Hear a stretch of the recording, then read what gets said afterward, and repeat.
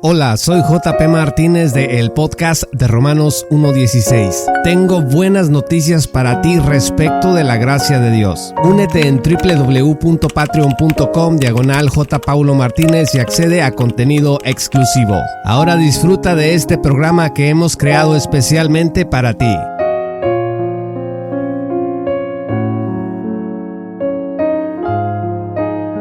Hace 107 años, Lewis Perry Chafer, el fundador del Seminario Teológico de Dallas, escribió su trabajo titulado La Salvación. En 1917, esta obra tan importante vio la luz y desde entonces, millones de pastores y líderes de la iglesia le han dado lectura. Enseguida lo que quiero hacer es leer el capítulo 5, que se llama La única condición para recibir la salvación. La pregunta es, ¿una obra de hace 107 años sigue siendo relevante al día de hoy? ¿Acaso el propio dispensacionalismo no se va renovando? Quiero decirles que muchos dispensacionalistas han abandonado la doctrina que Perry Chafer tenía sobre la salvación y han abrazado este concepto de salvación por compromiso, por rendición total. Dentro del dispensacionalismo progresivo, por ejemplo, hay que decirlo, ya hay varios teólogos que niegan que creer sea la única condición para la salvación.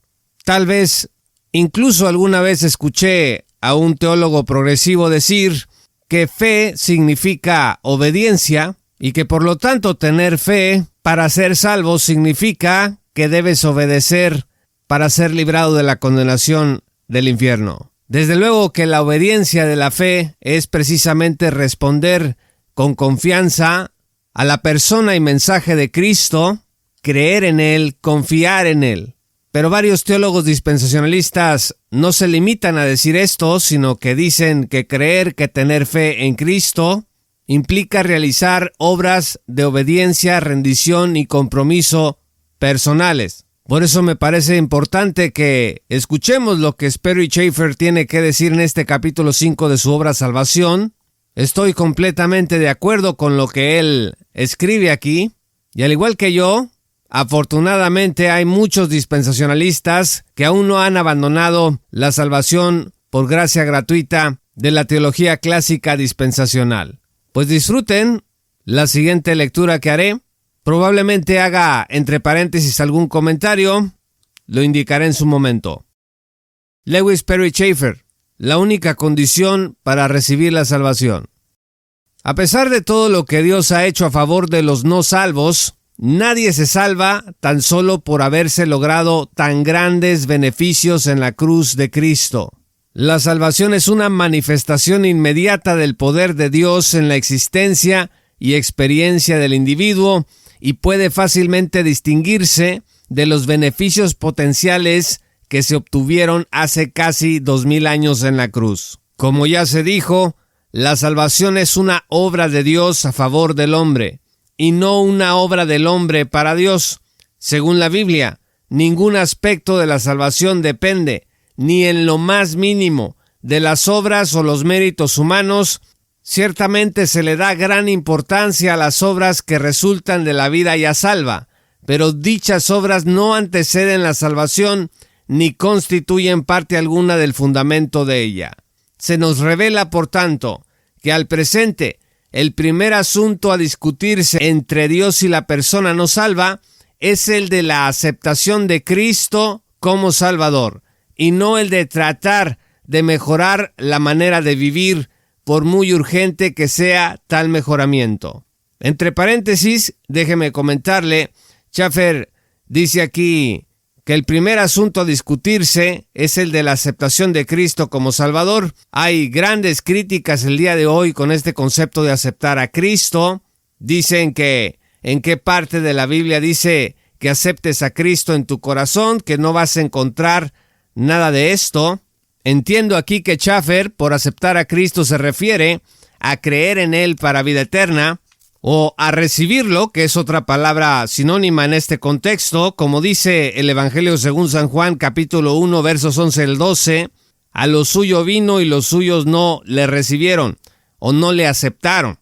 mas a todos los que le recibieron o le aceptaron, a los que creen en su nombre, les dio potestad de ser hechos hijos de Dios. Schaeffer dice, le damos gran importancia a las buenas obras que resultan de la vida salva, pero eso no quita el hecho de que esas buenas obras no son el primer asunto que se tiene que enfrentar delante de Dios cuando uno está en incredulidad.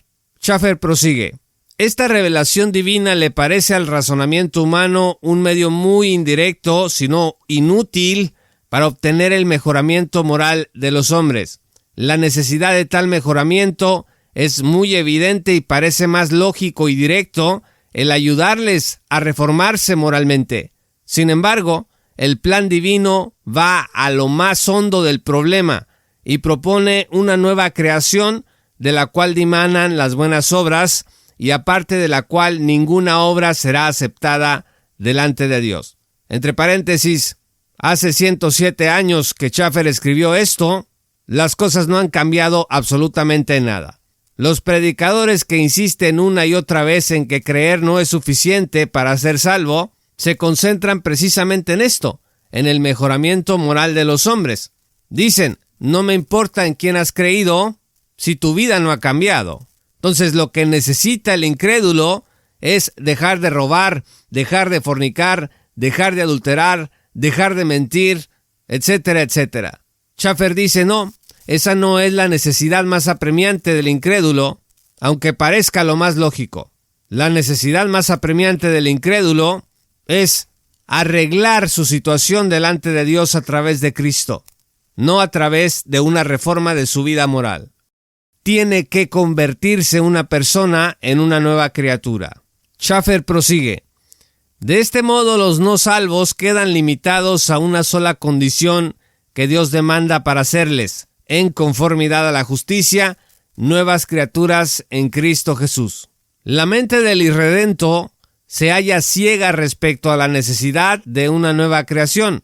2 Corintios 4, versos 3 al 4. Una multitud de cristianos profesantes han sido también pobremente instruidos tocante a esta necesidad primaria, lo que ha resultado en mucha equivocación en cuanto a las demandas del Evangelio. Al tratar con los inconversos, se les confronta frecuentemente con demandas que son ajenas a la verdad evangélica. Estas demandas antibíblicas aparecen en muchas formas. Según las Escrituras, los siervos de Satanás se presentan como ministros de justicia. Vea 2 Corintios 11, versos 14 al 15. Estos ministros pasan por alto el énfasis que la Biblia le da al nuevo nacimiento que se realiza por el poder de Dios mediante la fe y que es la única fuente capaz de producir las obras aceptas a Dios, y se dedican con todas sus fuerzas al mejoramiento moral y espiritual del carácter del individuo. A pesar de los motivos sinceros y humanitarios de estos guías religiosos, el Espíritu de Dios les llama ministros de Satanás. Entre paréntesis, Schaeffer ha hecho una declaración muy fuerte. Le dice ministros de Satanás a los predicadores y evangelistas que no llaman a creer en Cristo para ser salvo, sino que dicen que la vida de la persona tiene que cambiar para que Cristo los acepte. Este es el falso evangelio de la rendición total. Renuncia a todos tus pecados. Por eso, dentro de la comunidad de la gracia gratuita, está presente esta idea que me parece que es correcta, que eso de pedir arrepentimiento de pecados para ser salvo va contra el evangelio mismo. Si tú me dices a mí que para ser salvo yo me tengo que arrepentir de todos mis pecados, entendiendo esto como sentir compunción, hacer penitencia, realizar obras de abandono completo, parcial o total de mi vieja vida, entonces lo que tú me estás ofreciendo a mí es un evangelio de obras. Porque cuando yo renuncie a todas esas cosas, cuando yo someta mi vida a los estándares de Dios, cuando yo rompa esas relaciones que no son buenas, cuando termine esos negocios que no son buenos, todas estas obras humanas las estás convirtiendo en una condición para mi salvación eterna. Entonces, mi salvación es por obras.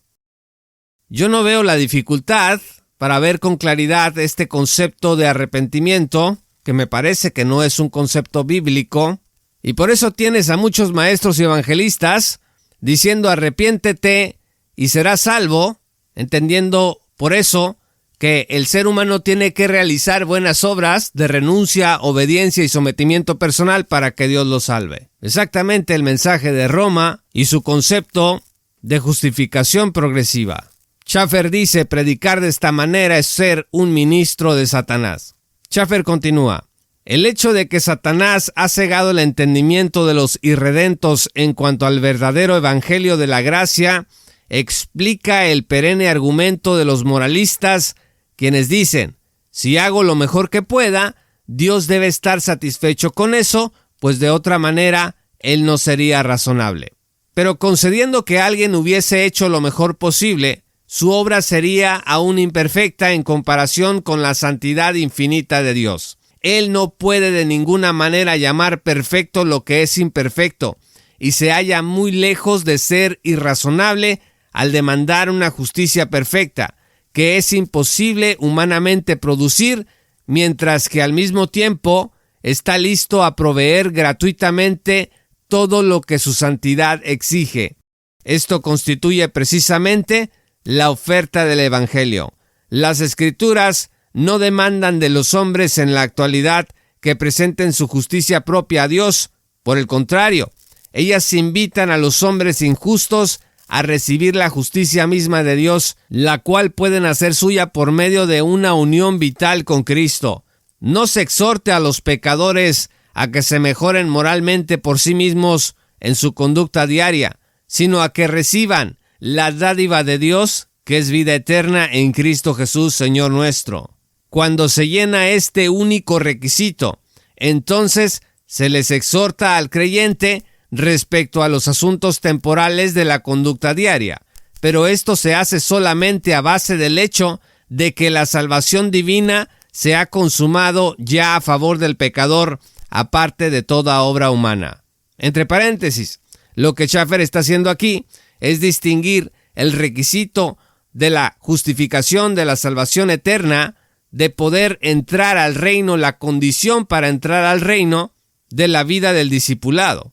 Insisto, hoy varios dispensacionalistas, teólogos de la tradición dispensacional modernos, dicen que la distinción entre creer en Cristo, entre ser salvado solo por la fe y el convertirse en un discípulo maduro, dicen que esta distinción es artificial.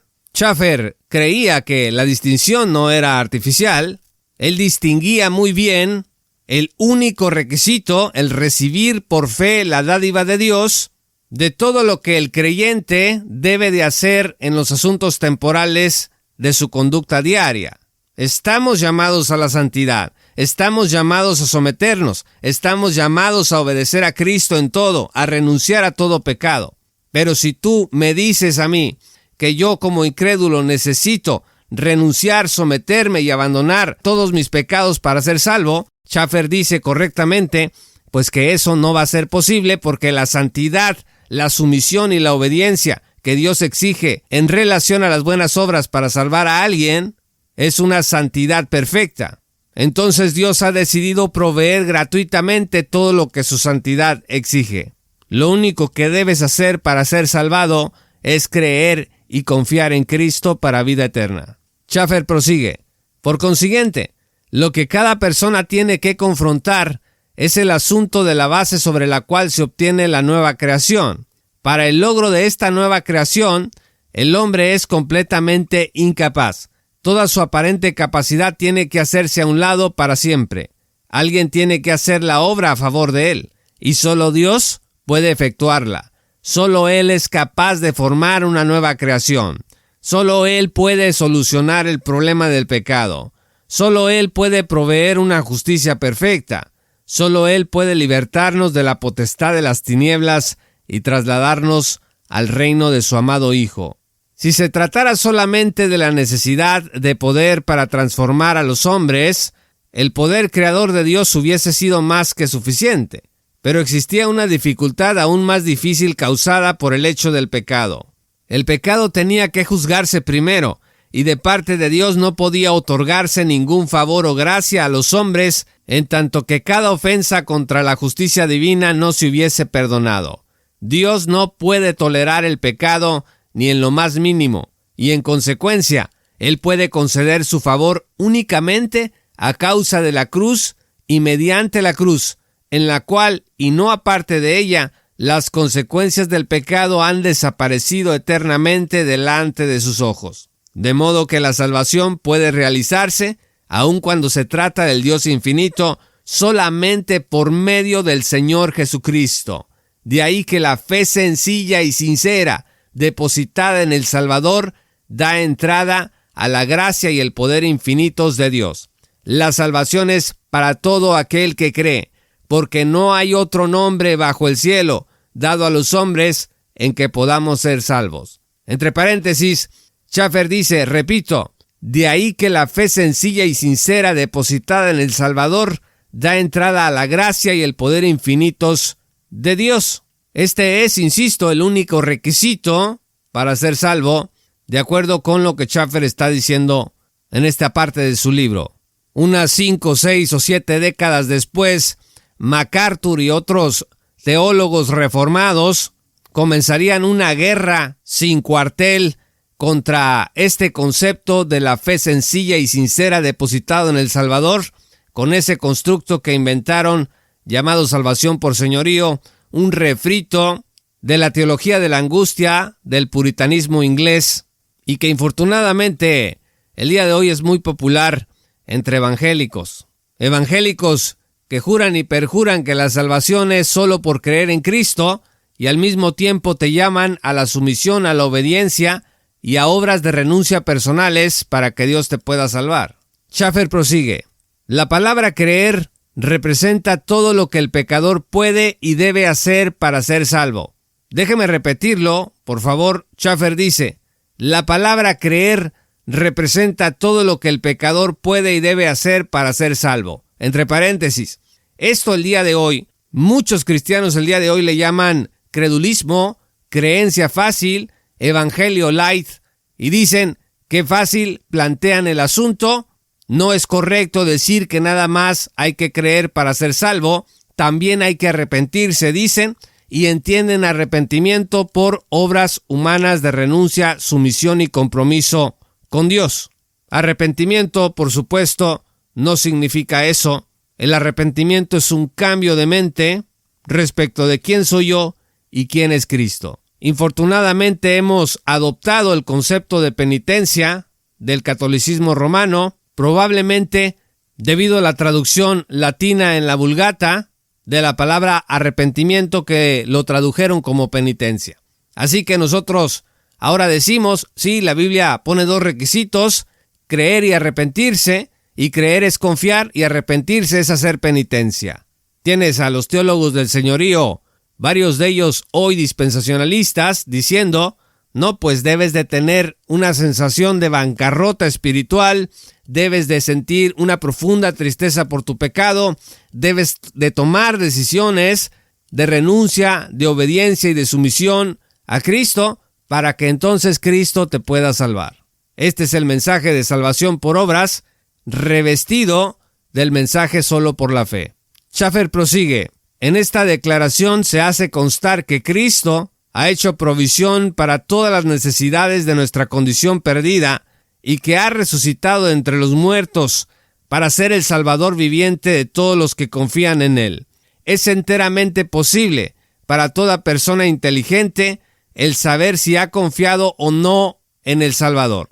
La fe salvadora es un hecho relacionado con el conocimiento personal. Yo sé en quién he creído, dijo San Pablo.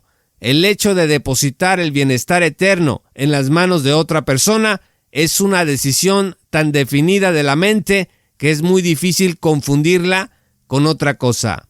El destino eterno del alma depende de este hecho de fe, o sea, el depositar el alma en la gracia salvadora de Cristo. Agregar o quitar algo de esta única condición para recibir la salvación es sumamente peligroso. Entre paréntesis, el día de hoy, estimados amigos, hay muchos predicadores que dicen, Bueno, creer no es suficiente para ser salvo, porque quiero ver si tu vida ha sido transformada. Eso es lo que cuenta, no creer en Cristo, sino si has abandonado la bebida, si has dejado el cigarro, si has dejado la pornografía, si has dejado la mentira, la corrupción, la extorsión y todos los pecados que usted se pueda imaginar.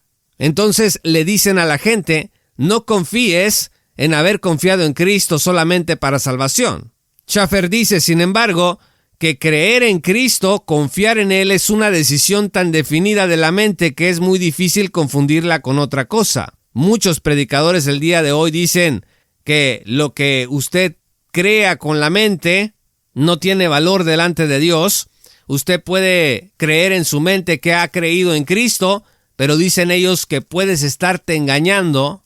Puedes haber dicho, yo confío mi destino eterno en las manos de mi Redentor y Salvador Jesucristo, y estos predicadores van a decir, eso no tiene ningún valor, a menos de que yo vea con mis ojos humanos tus obras de renuncia, sumisión y obediencia y compromiso con Cristo. Schaeffer diría, es que ese es un asunto del discipulado cristiano, ese es un asunto de la santificación personal, que es indispensable en el crecimiento para convertirnos en hombres y mujeres espirituales. Pero muchos teólogos, maestros y predicadores el día de hoy dicen, no, ese es un invento, no existe tal cosa como un cristiano que está batallando con el pecado. Algunos inclusive han dicho, como Paul Washer y el Dr. R.C. Sproul, hicieron famoso esto de que realmente fue el seminario de Dallas el que inventó el término del cristiano carnal. Dicen que Schaeffer y otros inventaron esto y que no hay tal cosa como un cristiano carnal. Bueno, 1 Corintios 3 dice que sí hay, y llama a este tipo de cristianos que viven como si fueran hombres naturales a que entiendan la importancia de ser renovados y transformados, de obedecer, de crecer en Cristo, de abandonar esa carnalidad. Por eso el día de hoy tienes a los teólogos, maestros y pastores del señorío obsesionados y obsesionando a las iglesias con un evangelio de obras en donde creer en Cristo para vida eterna no significa prácticamente nada. Es un cuento chino con el que millones de personas se engañan en el mundo. Pero Schaeffer dice que el destino eterno del alma depende de este hecho de fe, o sea, el depositar el alma en la gracia salvadora de Cristo. Dice Schaeffer que es enteramente posible que usted y yo estemos seguros de haber sido redimidos por Cristo, de haber confiado en Cristo. La confianza es una actitud pasiva de esperar algo. Usted no hace nada cuando usted confía en que algo sucederá. Simplemente deposita su esperanza en ello. Y la misma esperanza que usted tiene que el siguiente minuto va a llegar a su vida, es la misma esperanza que se necesita tener en Cristo para ser asegurado eternamente. La gente dice no puede ser tan fácil. Bueno, es lo que la Escritura dice que se requiere. El que cree en mí tiene vida eterna, dice el Señor. Pero ¿por qué agregar o quitar algo de esta única condición para recibir la salvación es sumamente peligroso? Schaeffer prosigue. Con mucha frecuencia, el evangelio es desfigurado sutilmente en varias maneras. A continuación se mencionan específicamente los errores más comunes de los que dicen predicar el evangelio. Primero, a veces exhorta a los inconversos a que oren y esperen que Dios les muestre una actitud benevolente hacia los pecados, en vez de instárseles a creer que Dios mismo ha manifestado ya toda la gracia y todo el favor que eran necesarios para el pecador. Los inconversos no están creyendo en Dios al rogarle que se reconcilie con ellos, pues las Escrituras revelan que Él ha efectuado ya la reconciliación. El Evangelio no promueve la esperanza de que Dios manifestará gracia al pecador, sino que revela las buenas nuevas de que esta gracia se ha manifestado ya y reta a cada hombre a creer este mensaje glorioso. Un criminal que pide misericordia delante del juez no se encuentra en la misma situación del criminal que recibe y se goza en el perdón completo que se le ha concedido, con la seguridad de que nunca será condenado. Segundo, es un error muy serio el introducir las obras humanas en cualquier forma como un requisito para la salvación, siendo que esta es una obra que solo Dios puede efectuar. Entre paréntesis, 22 años antes de que el adalid de la salvación por señorío John MacArthur naciera, Sperry Chafer ya había advertido sobre el error en el que el pastor MacArthur y sus seguidores caerían. MacArthur nació en 1939 y en la década de los 80s esparciría este error, este serio error del que está hablando Sperry Chafer a través de su libro El Evangelio según Jesucristo, libro al que por cierto respondieron magistralmente Saint Hodges en su libro Absolutely Free y Charles Riley en Qué salvación tan grande, y más recientemente A Gospel of Doubt de Bob Wilkin.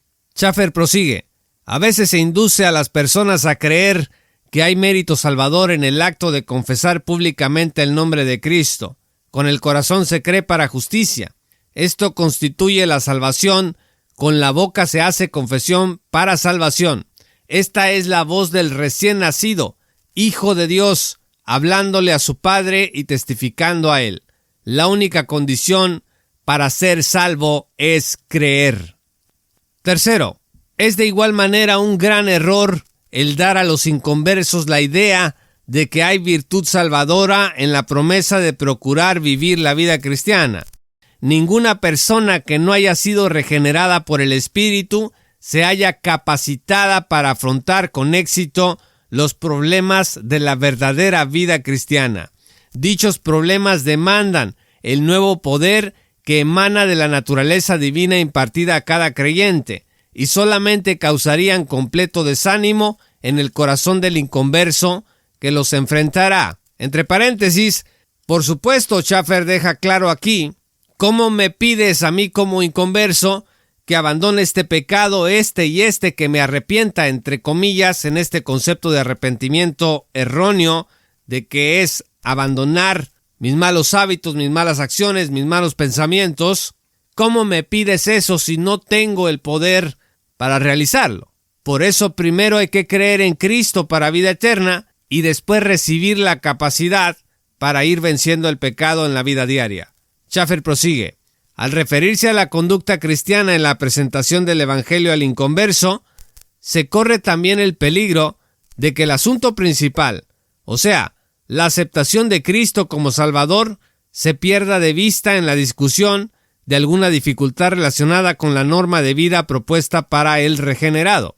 Es cierto que hay ciertas ventajas que provienen de una vida moral, de guardar un día de reposo, de la temperancia y la asistencia a la iglesia, pero no hay mérito salvador en ninguna de estas cosas, ni en todas ellas juntas. Es verdad que las personas religiosas que frecuentan la casa de Dios tienen más probabilidad de conocer el verdadero evangelio de la gracia que si no la visitaran.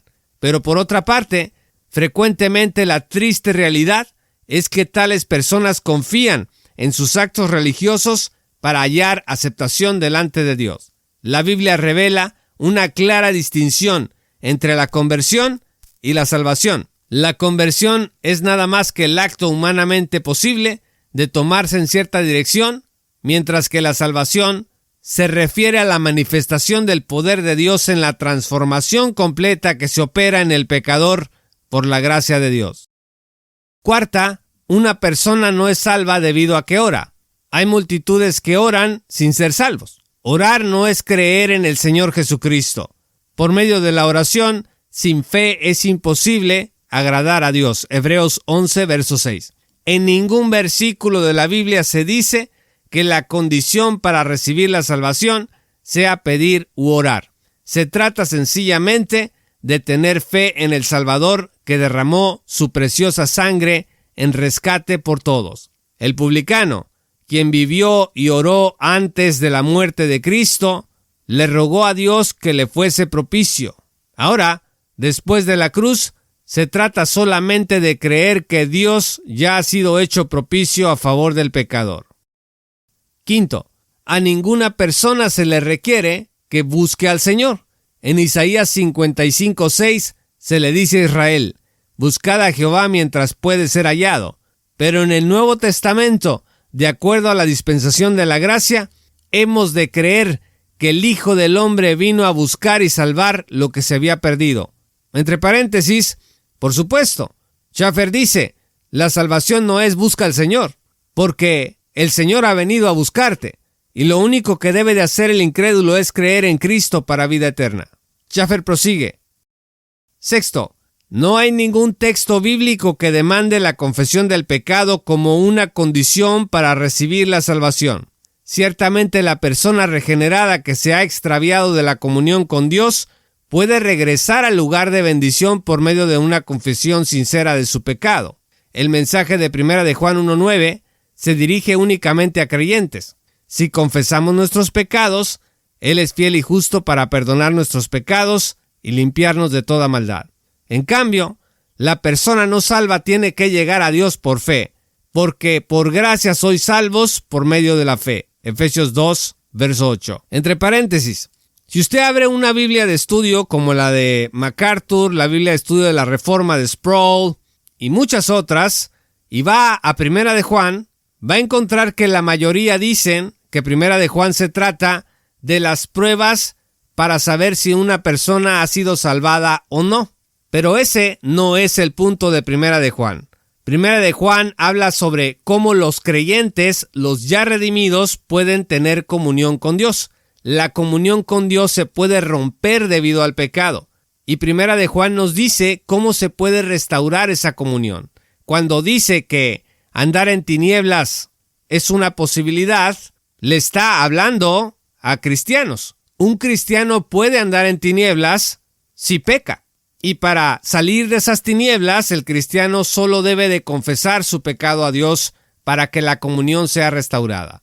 Vea usted la Biblia de estudio de Charles Riley, en donde esta visión consistente con el resto del mensaje de la gracia de la Biblia se presenta con toda su fuerza. Riley es de las pocas Biblias de estudio que he visto que tratan adecuadamente 1 de Juan.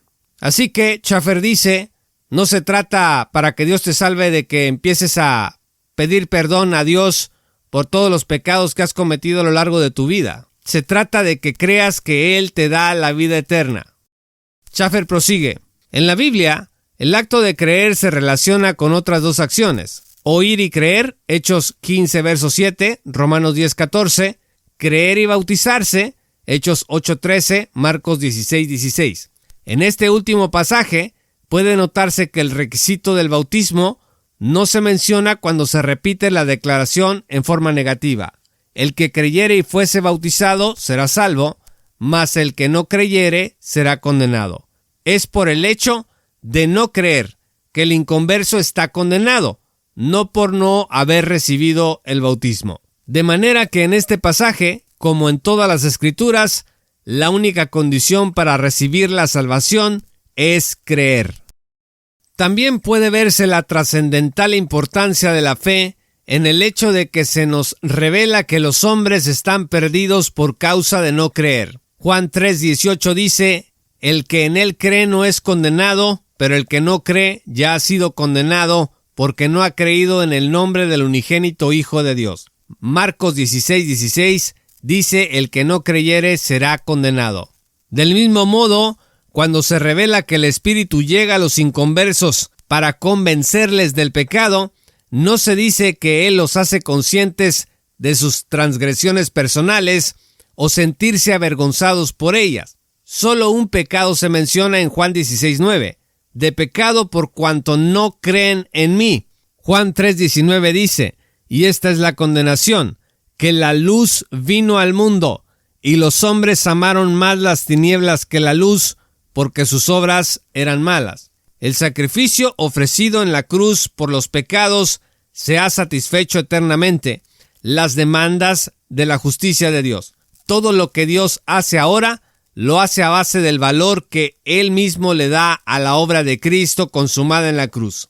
Las realidades y condiciones de la salvación se basan en esa evaluación divina más bien que en la evaluación hecha por el pecador. Entre paréntesis, Schaffer dice con mucha claridad aquí, no se trata de que hagas un recuento de todo lo malo que has hecho antes de Cristo, no se trata de que te sientas mal por todo lo que has hecho, no se trata de que ofrezcas tu vergüenza a Dios como si ésta valiera algo. El único pecado que Dios trata en el momento de la conversión es el de la incredulidad, como dice, por cuanto no creen en mí.